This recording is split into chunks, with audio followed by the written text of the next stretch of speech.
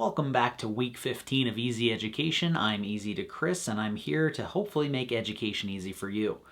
Now, if you noticed last week we didn't have an update, life got crazy because, I'm not actually in school. I'm doing this for myself, and I didn't even have it planned off as an off week, and it was just absolute insanity. So I had a bit of an off week. On top of that, this week's material has been a little bit of a challenge for me. So going through James C. Scott's Seeing Like a State. It's just the introduction in chapter 1 right now, but it's very, very small font. Very, very little words. Very few pictures. Doesn't do very well in my brain. Typically what I'm doing is I'm listening to audiobooks on my lunch break walk. I'll get an hour and I can actually get enough time to be able to listen to the audiobook. For the last book that I've been reading, Donella Meadows' Thinking in Systems. That one has been dry enough where I can't actually focus on my walk, so I'm actually sitting in my room, both reading and listening to the audiobook at the same time, so that way I can keep all of my attention and actually digest it. And this one, there is no audiobook, and I've already paid for the book, so I'm not going to pay for an audiobook as well, because that's just excessive money that I don't need to spend on the single most driest material that I've ever put in my body, other than sand. So yeah, we'll get to that in a minute, but we've got important things to talk about. I'm almost done with Dungeon Crawler Carl. Yeah, we're still gonna circle back on that. I am about to start chapter 80 of This Inevitable Ruin. We're in faction wars, and I am about to run into this dilemma of having about 4 weeks between finishing book 7 and the release of book 8. I will be done with this book tomorrow. I have less than 3 hours in it. I don't know what to do next. I really don't know what to do next because it's so fantastic. I've gotten through all of them in such a short amount of time, and this is the second time that I've gone through the series, and it is the second time that I have just been like, it's so good. It is such a good series.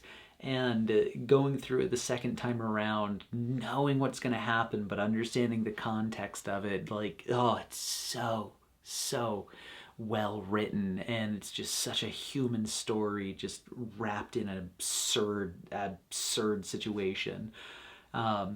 So if you haven't started Dungeon Crawler Carl yet, go do that. It's a wonderful distraction from the dry material that we go through, and also, look, it's Mongo and Donut. I got stickers made. It's so fantastic.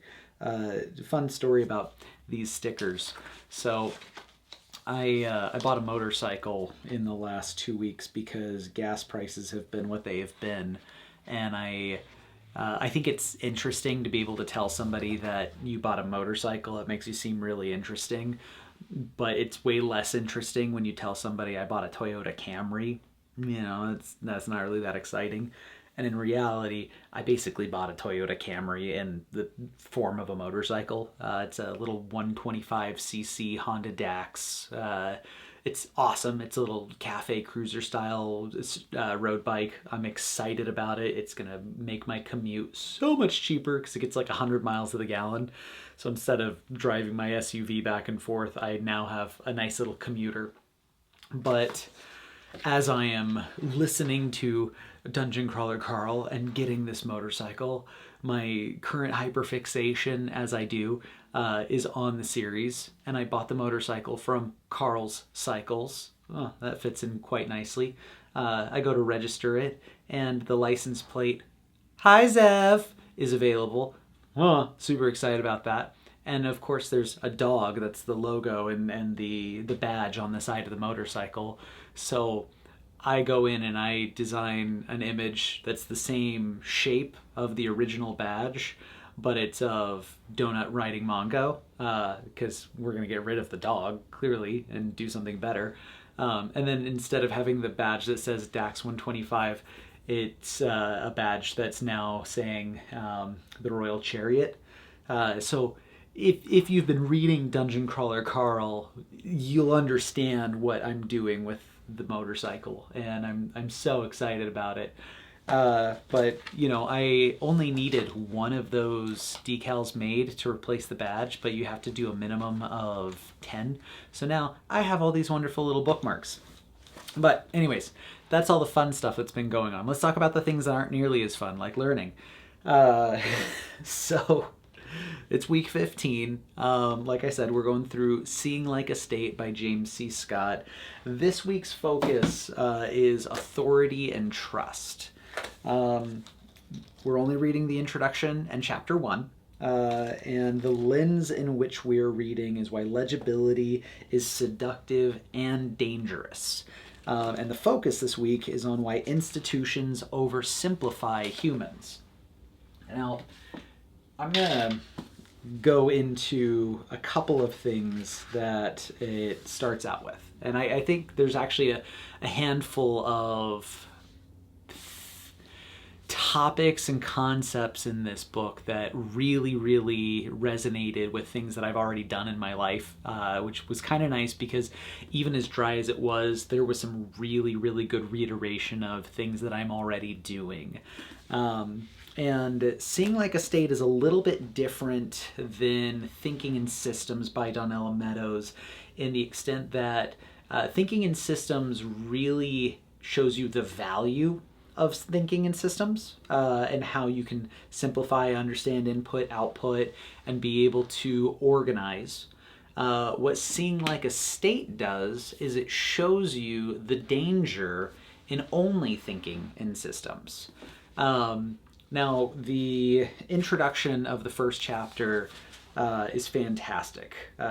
Would it not be a great satisfaction to the king to know at a designated moment every year the number of his subjects, in total and by region, with all the resources, wealth, and poverty of each place, the number of his nobility and ecclesiastics of all kinds, of men of the robe, of Catholics, and of those of other religion, all separated according to the place of their residence? Would it not be a useful and necessary pleasure for him to be able, in his own office, to review in an hour's time the present and past condition of a great realm of which he is the head, and be able himself to know with certitude in what consists his grandeur, his wealth, and his strengths? This is Marquis de Vibonne proposing an annual census to King Louis XIV in 1686. Now, we live in an era where a census happens every 10 years. It's part of our normal life. But you have to think back to a time when that was a radical idea. When was the introduction of a census brought to leadership? Why would we do this? How would that be valued? And from the perspective of King Louis, obviously I want to know how great it is that I am. And I might not have thought of this myself, but to know every single thing and to simplify the masses into understandable numerations. It's fantastic because now I can quickly understand not only how great I am right now, but I can compare myself to how great I was last year and see how much more greatness I have in my growth. It's a great concept, which is why censuses are introduced. So here's the thing about a census is it just kind of goes over some bare essentials, and it doesn't take the complexity of who you are as a human. It just looks at specific characteristics and it categorizes those specific characteristics so that way the information that's necessary is looked at, not necessarily the information as a whole. So that's how the chapter starts out, is recognizing what the value of the census is.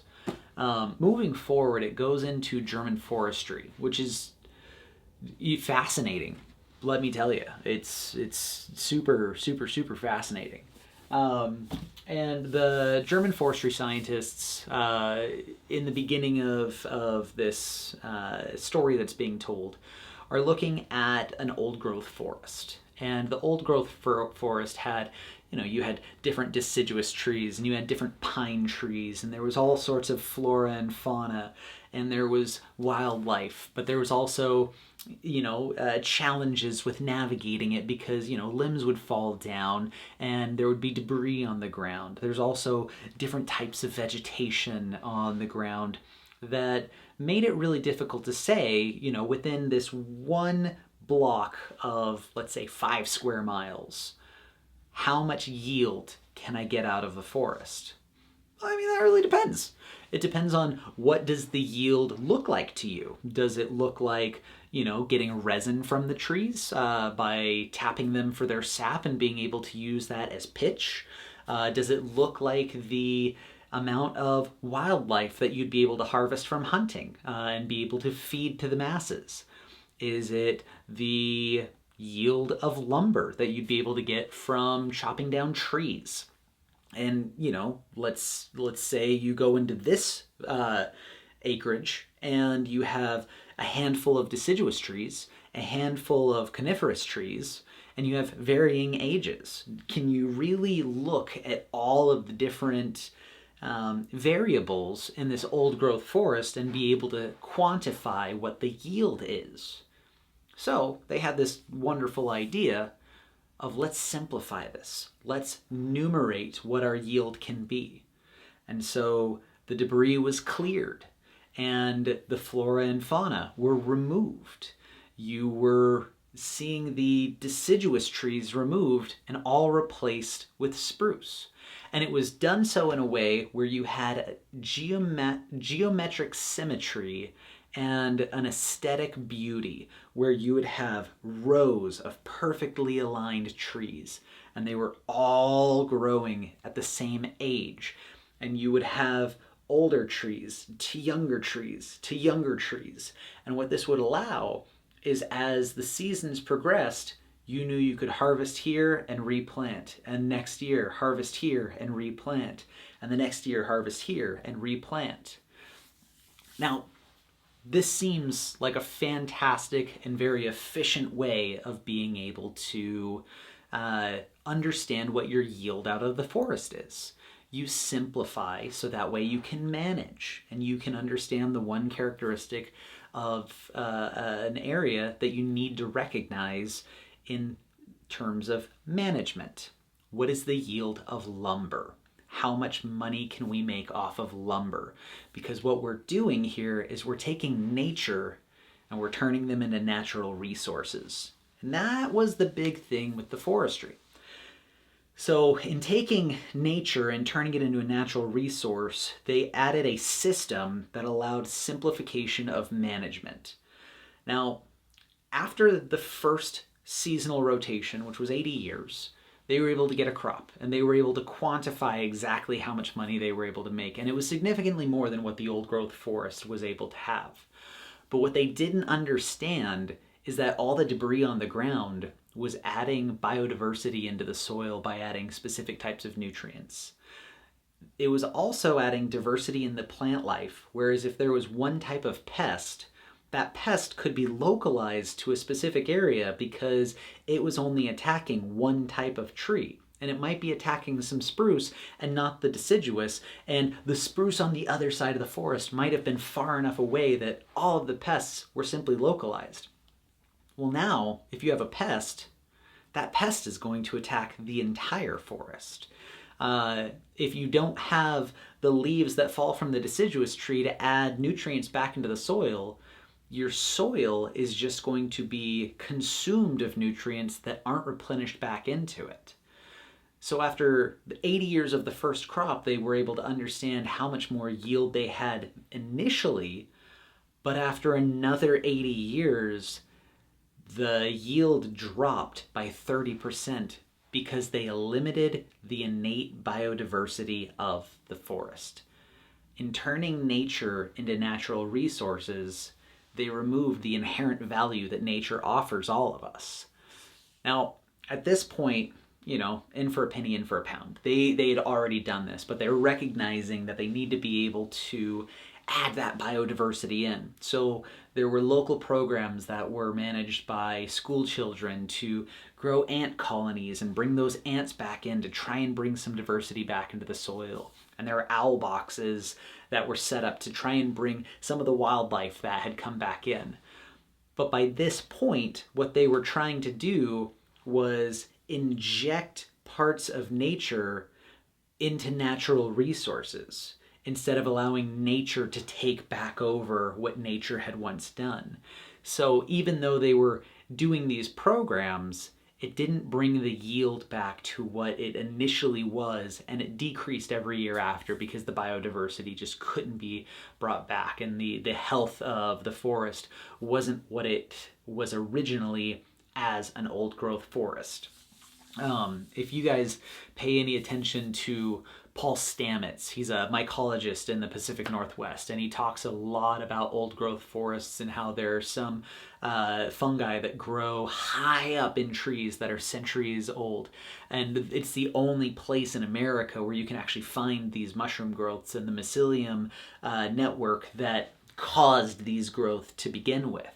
And it's why these trees need to be protected, is because these mushrooms and these fungi have many medicinal properties to them that will never be able to be found again if those trees get cut down and we lose our old growth forests.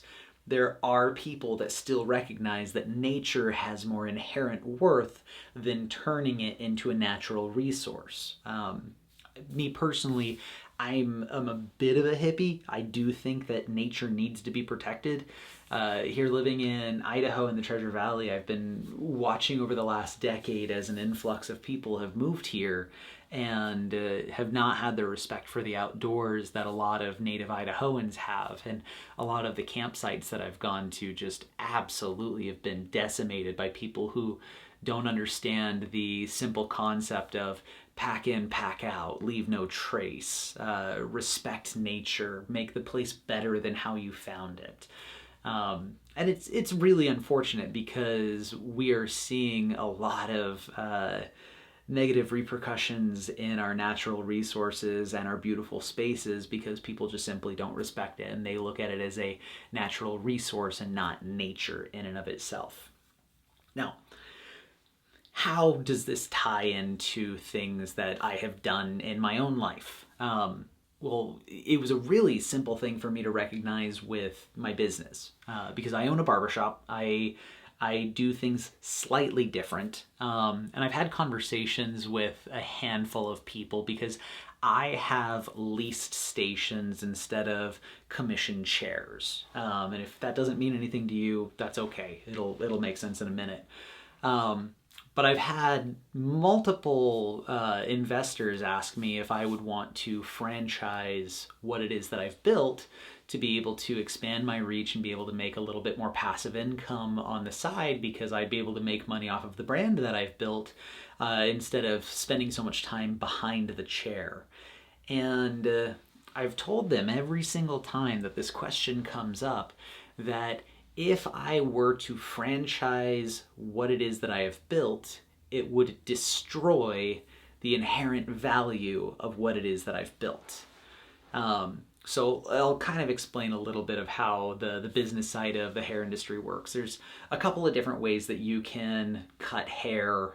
You can either be an employee, and a lot of the times you're either going to get paid an hourly rate, or you might get paid a commission rate based off of the amount of services that you do. So if there's a 60-40 split, depending on how it is, if it's a good split, you're going to get 60%, the shop is going to get 40%, and then you get to keep all your tips. So if it is a $30 service, you're going to keep, what is the 60, so 10%, 3, so you're going to keep $18, the shop is going to keep $12, plus you get any tip. That's a 60-40 split and a commission if you're an employee. Being an employee, having worked in HR before, there's some kind of benefits. You know that you are going to have work sent to you. You will have a schedule. If you're not able to cover, your services can get delegated to somebody else. And it's not your business to manage. It's somebody else's business to manage, and you are simply there at their employ to be able to help the success of their business.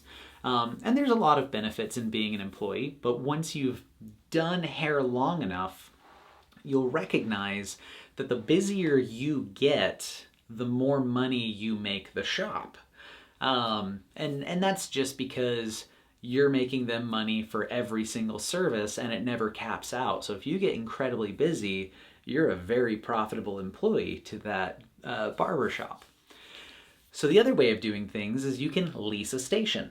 And that's not necessarily as popular in the Treasure Valley, I've found. But typically, being able to have employees saying, this is the way that I want you to cut hair, this is how I want you to present yourself, this is how I want you to interact with your clients, this is the time frame that I want you to be able to do haircuts in. That allows you to manage things in a really, really predictable way. I want you to cut hair in 30 minutes. I want you to perform beard services in 20 minutes. I want you to be able to give a full-blown service of hair, beard, shampoo within 60 minutes. You need to be booked out on the hour, every hour for XYZ. Like I can put quantified metrics on how much it is that I want you to work, because I need to give you a system that will allow you to do things within a certain amount of time. Sports Clips is a perfect example of it. If you get an MVP service, you have X amount of time to do it. Now, they might not necessarily have the worry about the quality of what leaves, but they do have the expectation of time frame that it's going to take. So that's where systems can kind of come into play in my industry. But I personally think that if I put a lot of systems on creative people who got into the industry because they wanted to be creative, I'm ultimately stifling their creativity, which I know why I got into the business, and I certainly don't think that other people got into the business to have a boss. It's mostly so that way we can all work for ourselves and just be in a collective team of people that are trying to do the same thing. So that's what I do as a business owner. I lease my stations out to barbers who want to be contractors. I have very little expectation on them. Their expectations are pay your lease and keep the reputation of the shop positive. Because the reviews are going to come into the shop, so like that's my two expectations. If you make your customers happy, if you make your clients satisfied with the service that you do, who am I to dictate how it is that you provide your service? If you find people who are willing to pay the amount that you're charging for the service that you provide in the way that you provide that service, I want you to inherently feel empowered in your creativity, because that's where your inherent worth is. That's what makes you do well in this industry. And I've found success in this. I personally am booked out about a month in advance. One of my barbers, he's booked all the way out to September, and we're barely in April right now. So he's absolutely found a significant amount of success in being able to be himself. We also don't really have a lot of rules as far as what kind of conversations that we have in the shop. So it can be anything from what shows are you watching, what games are you playing, to are you aware of what's going on with the Strait of Hormuz? Did you see what the president said? How is your feelings about the international relations between our nation and Greenland?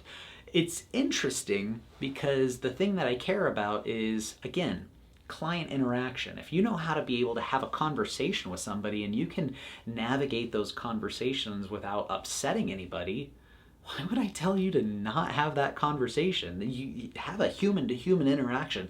Offer something that they cannot find in another barbershop that has put a system on them to stifle them in a way that says, don't talk about religion, politics, or sports. So, this is the difference between thinking in systems and seeing like a state. This is going to tell you the benefits and how to effectively manage systems so that way things can be easy. And this is going to tell you the danger of why those systems have a trade-off. And it's not to say that it's an inherently bad thing.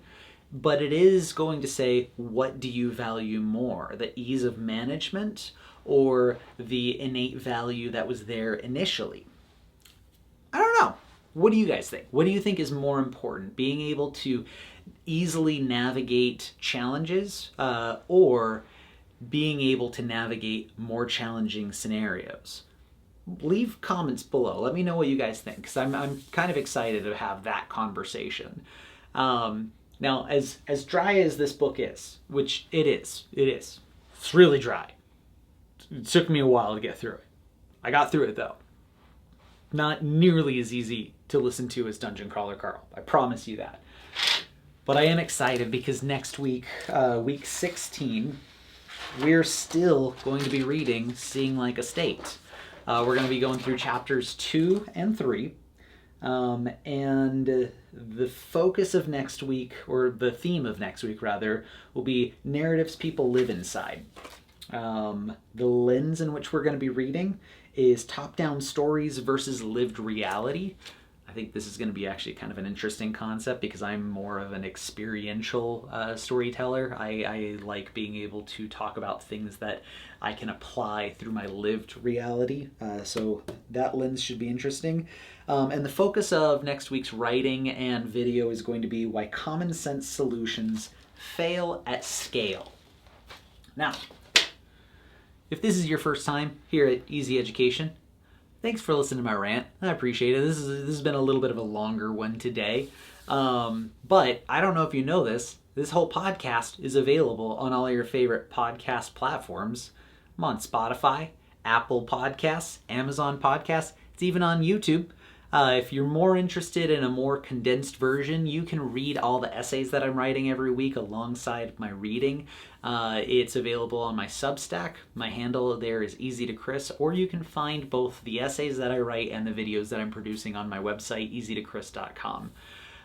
Until then, if you know anyone who would want to be able to understand how to be able to educate themselves a little bit easier and potentially be able to create a curriculum for themselves, it would be awesome if you shared this podcast with your friends or family, or if you just did a like, a comment, subscribe, all those fun social media things that everybody does at the pitch at the end of the videos that, you know, I clearly am needing to do right now, and I still hate promoting myself in that manner, but hey, here I am.